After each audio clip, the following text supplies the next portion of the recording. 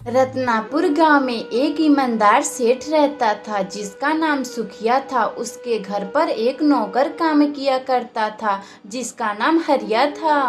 सुखिया सेठ खाने पीने का बड़ा शौकीन था। वह तरह तरह का व्यंजन खाया करता था।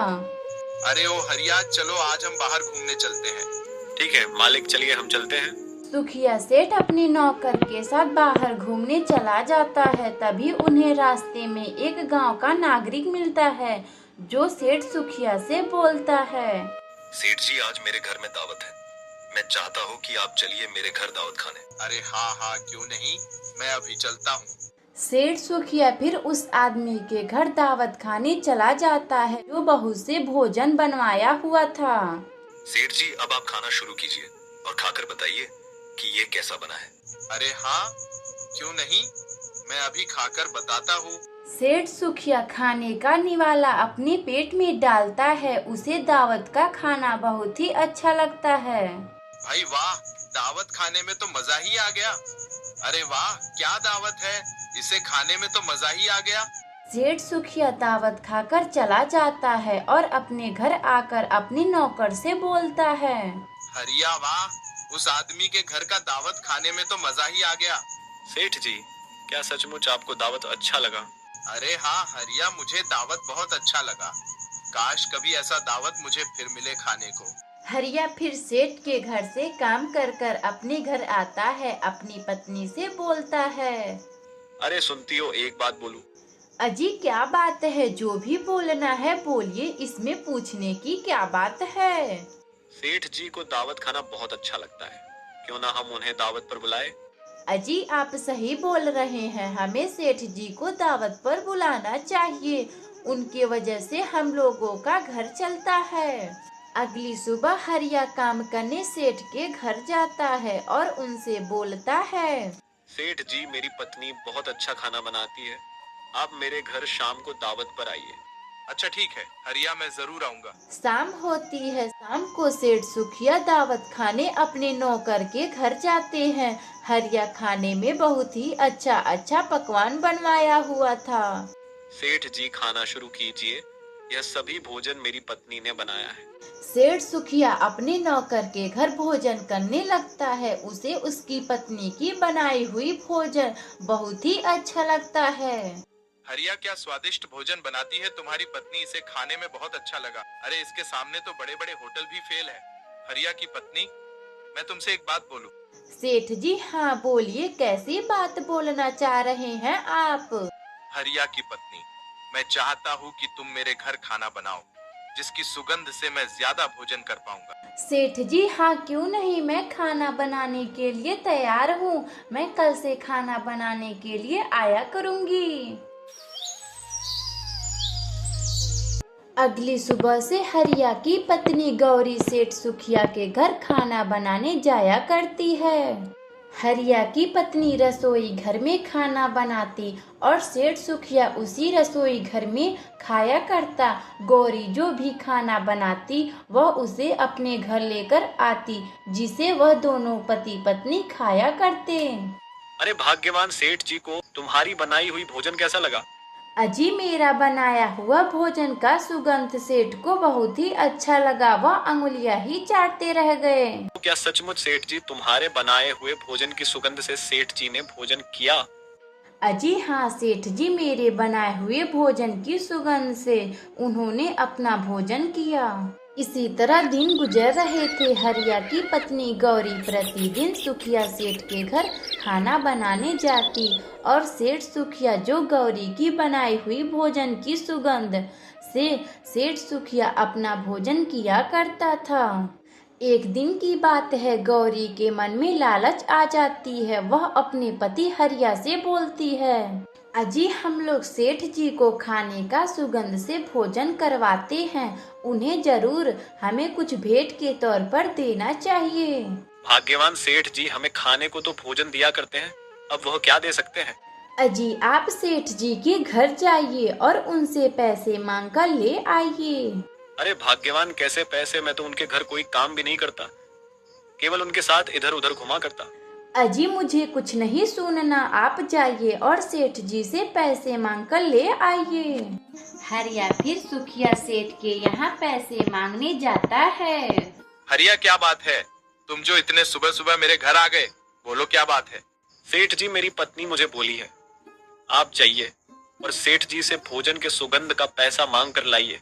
अरे ऐसी बात है, तुम रुको, मैं अभी आता हूँ। सेठ सुखिया इतना बोलकर अपने कमरे में जाता है और सिक्के की रखी धनराशि को खनखनाहट की आवाज में निकालता है। हरिया को सिक्के की खनखनाहट सुनकर वह सोचता है, लगता है सेठ जी ज्यादा सिक्के देंगे, इसीलिए ज्यादा आवाज आ रही है। सेठ सुखिया फिर अपने कमरे में से बाहर आता है। हरिया सेठ की हाथों में सिक्के ना देखकर वह सेठ जी से बोलता है, सेठ जी, आपके हाथों में तो एक भी सिक्के नहीं है। आपके कमरे में से तो बहुत आवाज आ रही थी। हरिया तुम शायद समझे नहीं सिक्कों की खनखनाहट से। मुझे तो कुछ भी समझ नहीं आ रहा, आप क्या कहना चाहते हैं? हरिया कैसे सिक्के, मैं तो तुम्हारा भोजन नहीं खाता हूँ, मैं तो केवल उसका स्वाद लेता हूँ। भोजन तो वह तुम दोनों खाते हो, इसीलिए मैं तुम्हें सिक्के की खनखनाहट सुनाया हूँ। हरिया को सेठ जी की बात समझ आ जाती है। वह अपने घर आ जाता है। आते ही उसकी पत्नी, अजी क्या हुआ, आपको सेठ जी ने पैसे नहीं दिया? अरे नहीं भाग्यवान, उन्होंने कहा है कि वह तो केवल भोजन का सुगंध लेते हैं, भोजन तो हम सब करते हैं, इसीलिए वो हमें पैसे नहीं दिए हैं। हरिया की पत्नी को समझ आ जाता है और वह अब बिना पैसों के सेठ सुखिया के घर खाना बनाया जाया करती थी।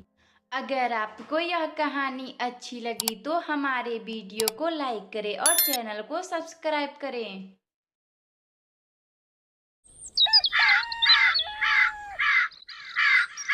रामपुर गांव में एक पेटू सिंह नाम का एक आदमी रहता था। वह अपनी पत्नी गौरी के साथ रहता था। पेटू सिंह कुछ भी कामकाज नहीं जानता था। वह सिर्फ घर पर बैठकर खाता रहता। उसकी पत्नी जो सारा कामकाज करती। पेटू सिंह को कामकाज से दूर दूर तक कोई नाता नहीं था। अरे सुनती हो, मेरे लिए खाना लाओ, मुझे बहुत जोरों की भूख लगी है। अजी आपको दिन भर बस खाने की ही सूझती है, कोई काम धंधा करने का तो मन नहीं करता। दिन भर बस खाने पीने की ही बातें करते हैं। अरे भाग्यवान, तुम तो जानती ही हो ना, मुझे कोई काम धंधा नहीं आता, मुझे तो बस खाने पीने को ही मन करता है। हाँ, बस केवल खाओ पियो, काम काज तो करना नहीं है। मैं जा रही हूँ धनीराम सेठ के यहाँ काम करने। पेटू सिंह की पत्नी धनीराम सेठ के यहाँ नौकरानी का काम करने चली जाती है। गौरी को घर से बाहर जाने के बाद कुछ ही समय में पेटू सिंह घूमने के लिए बाहर निकलता है। तभी उसे रास्ते में हरिया नाम का एक आदमी दिखता है जो उसका पड़ोसी था। हरिया, मुझे भी अपने साथ ले चलो। तुम कहाँ जाओगे? तुम तो कोई काम धाम नहीं जानते। हरिया, मेरी पत्नी मुझसे बोलती है कि तुम कोई काम धाम नहीं करते, बस केवल खाते रहते हो। चलो ठीक है, तुम इतना बोल रहे हो तो मैं तुम्हें काम पर ले चलता हूँ, मगर वह तुम काम नहीं कर पाओगे। हरिया, तुम चिंता मत करो, मैं कोई भी काम कर लूंगा। हरिया फिर पेटू सिंह को लेकर अपने दोस्त के पास जाता है जो घर घर जाकर चोरियां किया करता था। सरदार, यह मेरा दोस्त है, इसे भी वही काम करना है जो हम लोग करते हैं। हरिया, यह काम इतना आसान नहीं है, इस आदमी की बस की बात नहीं है। सरदार, आप बिल्कुल चिंता मत करें, मैं चोरी कर लूंगा। घर पर इस तरह ताना सुनने से तो अच्छा है कि चोरी ही कर लूं।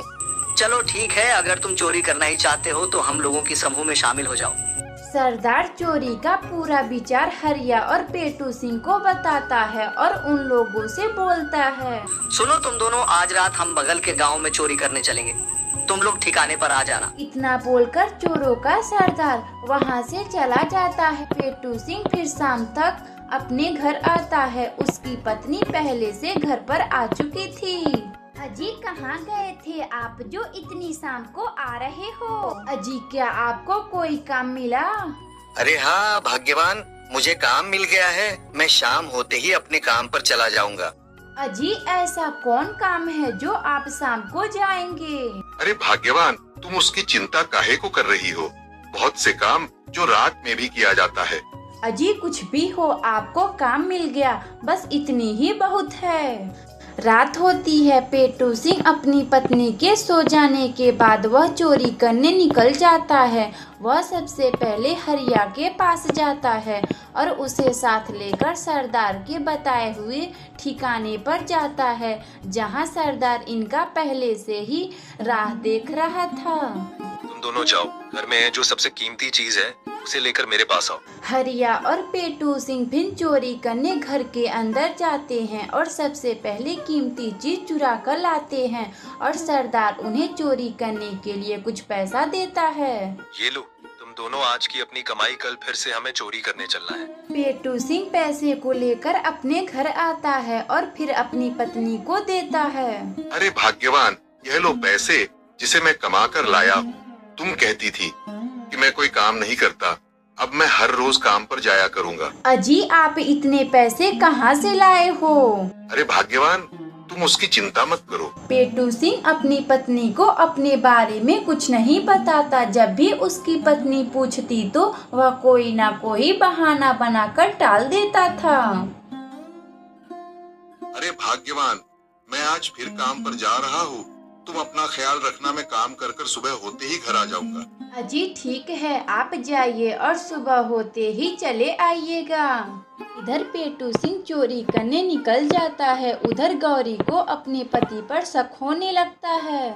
यह हर रोज कहाँ जाते हैं, मुझे भी नहीं बताते हैं। मैं आज इनका पता लगाऊंगी। गौरी भी पेटू सिंह का पीछा करने लगती है। वह देखती है कि उसका पति चोरी करने जा रहा है। आ गए तुम दोनों, चलो अब हम चोरी करने भीष्मा के घर चलते हैं। पेटू सिंह अन्य साथियों के साथ जाता है और चोरी करने भीष्मा के घर में चला जाता है। पेटू सिंह चोरी करने घर के अंदर जाता है। यह सब होता हुआ उसकी पत्नी देख रही थी। अच्छा, यह इतने सारे पैसे चोरी कर कर लाते हैं, आने दो, आज इनकी अच्छे से खबर लूंगी।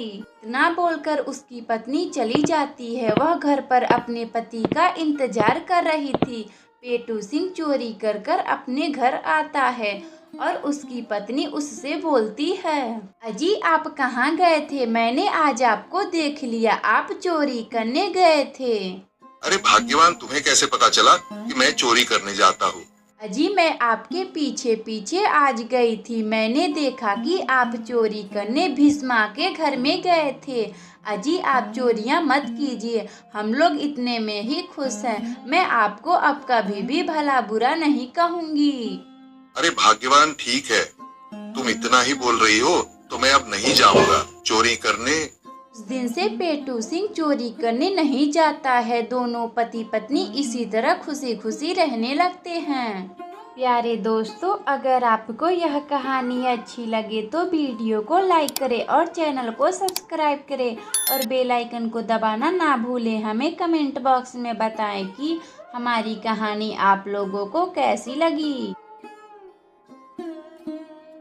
ढोलकपुर गांव में दो भाई रहा करते थे। उन दोनों भाइयों के पास कोई काम नहीं था। वह सुबह उठ जाते थे और सुबह से शाम तक इधर उधर घूमा करते थे। एक दिन दोनों भाइयों को एक तरकीब सूझती है। भाई मोहन, तुम ठीक कर रहे हो। हम सुबह से शाम तक घूमते रहते हैं, क्यों ना हम लोग कोई ढंग का काम कर लें। भाई सोहन, बात तो तुम्हारी बिल्कुल सही है, मगर हमें इस गांव में कौन काम देगा? काफी रात हो चुकी थी। दोनों भाई सो जाते हैं। अगली सुबह उठकर दोनों भाई काम की तलाश में निकल जाते हैं। उन दोनों भाइयों में से बड़ा भाई मोहन जो सबसे पहले सेठ से काम मांगने जाता है। अरे सेठ जी, मेरा नाम मोहन है, मैं बगल के गांव में रहता हूँ, मुझे काम की बहुत जरूरत है। अरे हाँ, क्यों नहीं, दे दूंगा। पहले यह बताओ, इससे पहले कहीं और काम किए हो? अरे सेठ जी, मैं तो कोई काम नहीं जानता, आप बता देंगे क्या करना है तो मैं सारा काम कर लूंगा। नहीं नहीं, मुझे ऐसा आदमी चाहिए जो काम जानता है, मैं तुम्हें काम पर नहीं रख सकता। इधर छोटा भाई सोहन भी काम की तलाश में इधर उधर भटक रहा था। उसे भी कोई काम नहीं देता है। तभी सोहन को एक मकान मालकिन दिखती है। मालकिन, आपके पास कोई काम है तो बताएं, मुझे काम की बहुत आवश्यकता है। मैं कोई भी काम कर सकता हूँ जो आप कहेंगी। इससे पहले कहीं काम किए हो जो मेरे घर पे काम मांगने आए हो? नहीं मालकिन, मैं इससे पहले कहीं और काम नहीं किया हूँ। जो आप कहेंगी वह काम मैं कर दूंगा। देखो भाई सोहन, तुम तो कोई काम काज नहीं जानते, मैं तुम्हें काम पर नहीं रख सकती। दोनों भाई काम की तलाश में बहुत से घरों में जाते हैं, लेकिन दोनों भाइयों को कोई काम पर नहीं रखता है। दोनों भाई शाम को जब अपने घर आते हैं तो वह एक दूसरे से पूछते हैं, भैया मोहन, आपको कोई काम मिला क्या? अरे नहीं सोहन, मैं काम की तलाश में बहुत से घरों में गया था, मगर कोई भी मुझे काम नहीं दिया है। सोहन, क्या तुम्हें कोई काम मिला? भैया मोहन, मैं बहुत से मालकिनों के घर गया था, मगर कोई भी मुझे काम नहीं दिया। सब बोल रहे हैं तुम्हें काम का कोई तजुर्बा नहीं है, मैं तुम्हें काम नहीं दे सकती। रात होती है। अगली सुबह दोनों भाई काम की तलाश में निकल जाते हैं। तभी उन्हें रास्ते में एक ठेले पर पानी पूरी बेचता हुआ एक आदमी दिखाई देता है। भैया मोहन, वह रहा पानी पूरी का ठेला, चलो हम पानी पूरी खाने चलते हैं। सोहन, हाँ क्यों नहीं, चलो हम चलते हैं। दोनों भाई पानी पूरी के दुकान पर पानी पूरी खाने जाते हैं। भाई, जरा हम दोनों भाइयों को पानी पूरी खिला देना। दुकानदार मोहन और सोहन को पानी पूरी खिलाने लगता है। मोहन और सोहन को दुकानदार का पानी पूरी बहुत ही अच्छा लगता है। भाई वाह, क्या पानी पूरी है तुम्हारी, खाने में तो बिल्कुल मजा आ गया। दोनों भाई दुकानदार को पैसे देकर वहाँ से चले जाते हैं। छोटा भाई सोहन मोहन से कहता है, भैया मोहन, क्यों ना हम पानी पूरी का ठेला लगाते हैं, वैसे भी कोई हमें काम नहीं दे रहा है। सोहन, हाँ बिल्कुल तुम सही बोल रहे हो, हम कल से ही पानी पूरी बेचना शुरू कर देंगे। अगली सुबह से दोनों भाई धनीराम सेठ से कुछ पैसे उधार लेकर पानी पूरी का दुकान खोल लेते हैं। पानी पूरी खा लो, पानी पूरी। मोहन और सोहन के पानी पूरी खा लो। मोहन और सोहन दोनों भाई पानी पूरी बहुत ही स्वादिष्ट बनाते थे, मगर कोई भी दोनों भाइयों के दुकान पर पानी पूरी खाने के लिए नहीं आता है। भैया मोहन, हम लोगों के दुकान पर तो कोई भी पानी पूरी खाने के लिए नहीं आ रहा है।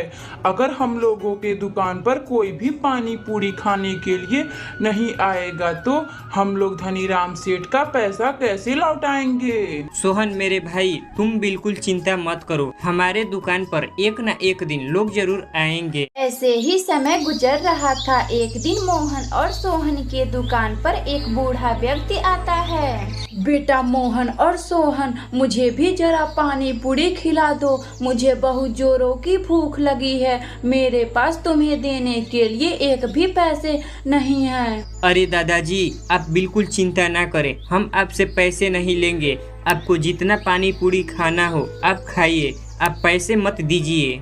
छोटा भाई सोहन गरीब बूढ़े आदमी को पानी पूरी खिलाता है। पानी पूरी खाने के बाद वह बूढ़ा आदमी उन दोनों भाइयों से बोलता है, अरे वाह, क्या पानी पूरी है, खाने में तो मजा ही आ गया। तुम दोनों भाइयों का यह पानी पूरी का ठेला ऐसे ही चलता रहेगा। मोहन और सोहन के दुकान पे बूढ़ा लाचार आदमी पानी पूरी खाकर चला जाता है। उसे पानी पूरी बहुत ही अच्छा लगता है। वह इसका चर्चा पूरे गांव में करता है, जिससे मोहन और सोहन के दुकान पर बहुत भीड़ लगती है।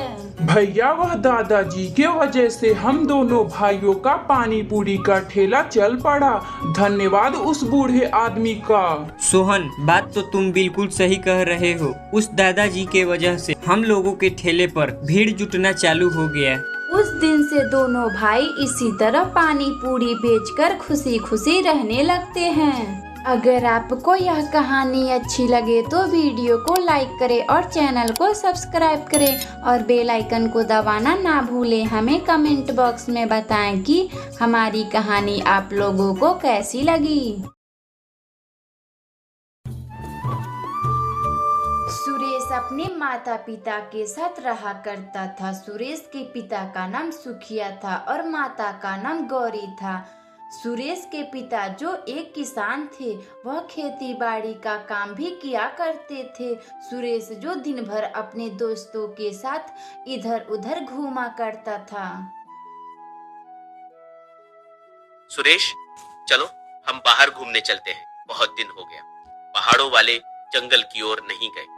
मोहन, मेरे प्रिय मित्र, क्यों नहीं, चलो हम चलते हैं। तुम यही रुको, मैं अभी पिताजी से पूछ कर आता हूँ। सुरेश फिर अपने पिता के पास आता है और उनसे बोलता है, पिताजी, वह मेरा मित्र है ना मोहन, मैं उसके साथ पहाड़ों वाली जंगल घूमने जा रहा हूँ। मैं जल्द ही घर चला आऊंगा। अरे कहीं नहीं जाना है, मैं तुम्हें पहाड़ों वाले जंगल जाने की अनुमति नहीं दे सकता। पिताजी, क्यों नहीं, मैं कुछ ही समय में तो फिर वापस चला आऊंगा। नहीं सुरेश, मैंने बोला ना कि तुम कहीं नहीं जाओगे। जाकर कह दो अपने मित्र मोहन से पहाड़ों वाले जंगल नहीं जाना है। सुरेश फिर अपने घर से बाहर आता है और अपने पिता की कही गई बातों को अपने मित्र से कहता है। मोहन, मेरे पिताजी मुझे पहाड़ों वाले जंगल जाने की अनुमति नहीं दे रहे हैं। लगता है हम पहाड़ों वाले जंगल नहीं जा पाएंगे। कोई बात नहीं, हम कल चलेंगे, तुम अपने पिता से मत पूछना। हम चोरी से चलेंगे, शाम होते होते हम फिर अपने घरों को वापस लौट आएंगे। सुरेश का मित्र मोहन फिर अपने घर को लौट जाता है। अगली सुबह मोहन अपने दोस्त सुरेश के पास जाता है, जो उसका लंबे समय से इंतजार कर रहा था। सुरेश, मैं अपने पिताजी को अपने बारे में बिना बताए आया हूँ। मोहन, मैं भी अपने पिताजी से कुछ भी नहीं बताया हूँ।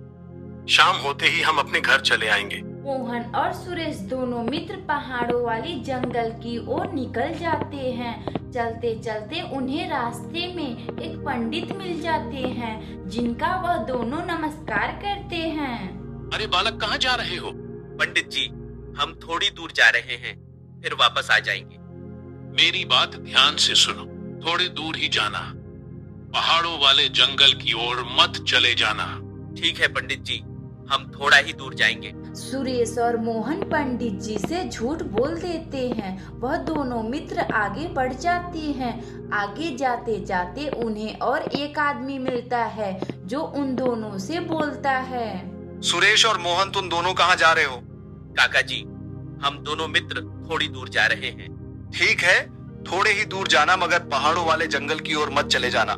दोनों मित्र आगे बढ़ते हैं और आपस में चर्चा करते हैं, आखिर क्या है इन पहाड़ों वाले जंगल में। मोहन मेरे मित्र, आखिर क्या है पहाड़ों वाले जंगल में जो लोग हमें मना कर रहे हैं? सुरेश, तुम लोगों की बातों में मत ध्यान दो, उनका तो काम है कहना। चलो हम आगे चलते हैं, बस कुछ ही दूर बचा है पहाड़ों वाला जंगल। चलते चलते वह दोनों मित्र पहाड़ों वाले जंगल में पहुंच जाते हैं, जहां पर एक बहुत बड़ा गुफा का द्वार था, जिसमें एक डरावनी वाली आवाज आ रही थी। मोहन, इसमें क्या हो सकता है? मुझे तो बहुत डर लग रहा है। सुरेश, तुम डरो मत, मैं हूं ना, तुम्हें कुछ नहीं होगा। मोहन आगे आगे चलता, सुरेश मोहन के पीछे चलता। तभी उन्हें एक भूत दिखता है, जिसका नाम भोलू भूत था। वह दोनों भूत को देखकर डर जाते हैं। अरे मोहन, मुझे तो बहुत डर लग रहा है। डरो मत, मैं कुछ नहीं करूँगा। तुम दोनों मेरा एक काम करो, तभी मैं तुम्हें यहाँ से जाने दूंगा। भोलू भूत जी, कैसी बात? आप क्या कहना चाहते हैं? जंगल के बाहर एक किस्म का लकड़ी पाया जाता है, उसे लाकर मुझे दे दो, मैं फिर से इंसान बन जाऊंगा। ठीक है, हम वह लकड़ी लेने जा रहे हैं। अगर तुम मुझे लकड़ी लाकर मुझे दे दोगे तो मैं तुम्हें घर जाने दूंगा।